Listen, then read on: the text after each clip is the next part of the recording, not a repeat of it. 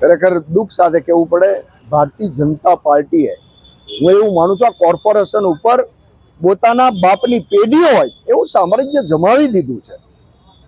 એક સરકારી પ્રોગ્રામ હોય, ભારતીય જનતા પાર્ટીનો પ્રોગ્રામ હોય તો અમે માન્ય છીએ, એના કોઈ પણ નામ લખી છે, પણ સરકારી પ્રોગ્રામમાં ભારતીય જનતા પાર્ટીના વોર્ડ પ્રમુખ, મહામંત્રી કે ઉપપ્રમુખ આમંત્રિત મહેમાનોમાં હોય, તો અમારે કોંગ્રેસમાં પણ આ સિસ્ટમ હોય જ છે. એ કદાચ ભારતીય જનતા પાર્ટીને નહીં ખબર હોય, પણ આ વારંવાર ભૂલ થાય છે. હું એવું માનું, ભૂલ એકવાર થાય, આ લોકોને આદત પડી ગઈ છે. અને ભારતીય જનતા પાર્ટીનો પ્રોગ્રામ નથી, સરકારી પ્રોગ્રામ છે. ત્યારે હું એવું માનું છું, અમે કમિશનર સાહેબને રજૂઆત કરવાના છીએ, અને અમારે પણ આગેવાન છે ભાવનગર શહેર કોંગ્રેસ સમિતિના પ્રમુખ હિતેશભાઈ રાણીંગા સાહેબ, રાજેશભાઈ જોશી, અન્ય મહેમાનો છે, આગેવાન છે, કેમ ભાઈ એને આમંત્રિત આપ નથી કરતા? દુઃખ સાથે કહેવું પડે છે કે આ ભારતીય જનતા પાર્ટીએ હવે મને એવું લાગે છે કોર્પોરેશનને પોતાના હસ્તક, પોતાના સંગઠનમાં સમાવેશ કર્યો એવું સ્પષ્ટપણે દેખાય છે. વિશ્વ યોગ દિવસની આમંત્રણ પત્રિકામાં છબરડા આવ્યા સામે યોગ દિવસની પત્રિકામાં ભાવનગર મહાનગરપાલિકાએ ઉપસ્થિત આગેવાનોમાં રાજકીય હોદ્દેદારોનો ઉલ્લેખ કરાતા સર્જાયો વિવાદ. શહેર કોંગ્રેસના પૂર્વ પ્રમુખે મનપા વહીવટીતંત્ર ભાજપ દ્વારા ચલાવાતું હોય તેવા આકરા પ્રહાર કરતા આક્ષેપો કર્યા. ભાવનગર મહાનગરપાલિકા ફરી એક વખત ચર્ચામાં આવ્યું છે. ભાવનગર મહાનગરપાલિકા દ્વારા કોઈપણ સરકારી કાર્યક્રમની ઉજવણી માટે આમંત્રણ પત્રિકા બનાવવામાં આવે છે. જે આમંત્રણ પત્રિકામાં ભાવનગર મહાનગરપાલિકા દ્વારા રાજકીય હોદ્દેદારોને આમંત્રિતમાં દર્શાવવામાં આવ્યા છે. ત્યારે સરકારી કાર્યક્રમમાં રાજકીય હોદ્દેદારોને કઈ રીતે દર્શાવી શકાય તે અંગે કોંગ્રેસના આગેવાન દ્વારા આક્ષેપ કરાયા હતા. ભાવનગર મહાનગરપાલિકા દ્વારા છેલ્લા 25 વર્ષથી ભાજપનું શાસન છે. ત્યારે ભાવનગર મહાનગરપાલિકામાં મેયર, ચેરમેન સહિતના પદાધિકારીઓ, નગરસેવકોના નામ કોઈપણ સરકારી પત્રિકામાં દર્શાવવામાં આવે છે.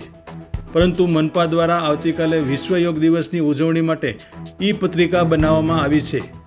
જેમાં ઘોઘા સર્કલ વોર્ડમાં વોર્ડ પ્રમુખ અને વોર્ડના ઉપપ્રમુખને ઉપસ્થિત મહાનુભાવોમાં દર્શાવવામાં આવ્યા છે. જે અંગે શહેર કોંગ્રેસના પૂર્વ પ્રમુખ પ્રકાશભાઈ વાઘાણી દ્વારા આકરા પ્રહારો કર્યા હતા. જેમાં જણાવ્યું હતું કે મહાનગરપાલિકા દ્વારા જો ભાજપના આગેવાનોને હોદ્દેદારો તરીકે ગણાવી આમંત્રણ પત્રિકામાં નામ લખવામાં આવે છે તો કોંગ્રેસના આગેવાનો પણ છે, કોઈ એક રાજકીય પક્ષના નામ શા માટે? આ અંગે આમંત્રણ પત્રિકામાં જો ખર્ચ ભાજપ દ્વારા આપવામાં આવતો હોય તો કોઈ વાંધો નથી, પણ મહાનગરપાલિકા દ્વારા બિલ પાસ કરવામાં આવતું હોય તો આ પૈસા ભાવનગરના લોકોના ટેક્સના છે, જેને આવી રીતે વેડફવામાં આવે તે નહીં ચલાવી લેવાય અને મ્યુનિસિપલ કમિશનરને આ અંગે રજૂઆત કરી ખુલાસો કોંગ્રેસ સમિતિ દ્વારા માંગવામાં આવશે.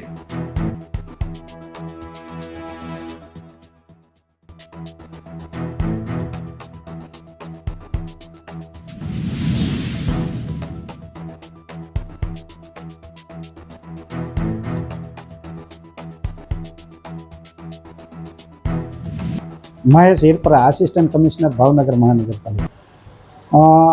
સરકારશ્રીની જે થીમ હોય એના આધારે અમારા પીઆરઓ વિભાગ નિમંત્રણ કાર્ડ તૈયાર કરતું હોય છે.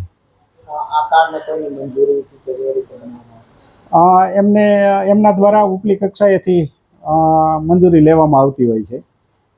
આ જે વિશ્વ યોગ દિવસ કાર્ડ બનાવવામાં આવે છે તેમાં વોર્ડ પ્રમુખ અને વોર્ડ ઉપપ્રમુખનો હોદ્દો દર્શાવવામાં આવે છે. એ મહાનગરપાલિકાનો કઈ વિભાગનો હોદ્દો છે? મહાનગરપાલિકાનો હોદ્દો નથી, પરંતુ જે વોર્ડના કોઈ પ્રભારી હોય, કોઈ અન્ય સંસ્થા હોય અથવા તો પાર્ટી હોય એના વોર્ડ પ્રમુખ કે એ દર્શાવ્યા હોય. કોના દર્શાવ્યા હોય એવું છે? ના, એ પીઆરઓ શ્રીને પૂછી લેવામાં આવશે. તો સાહેબ આ યોગ્ય છે દર્શાવવું કોઈ પાર્ટીનું કે મહાનગરપાલિકાના ઇન્વિટેશન કાર્ડ? ભાવનગર મહાનગરપાલિકા દ્વારા કોઈ એવું ન હોય કે ભાઈ આના દર્શાવવા કે આના ન દર્શાવવા. જે રીતે સૂચના મળી હોય એ રીતે કાર્ડ બનાવવામાં આવે છે. તો કોઈ રાજકીય હોદ્દો દર્શાવી શકાય ખરી?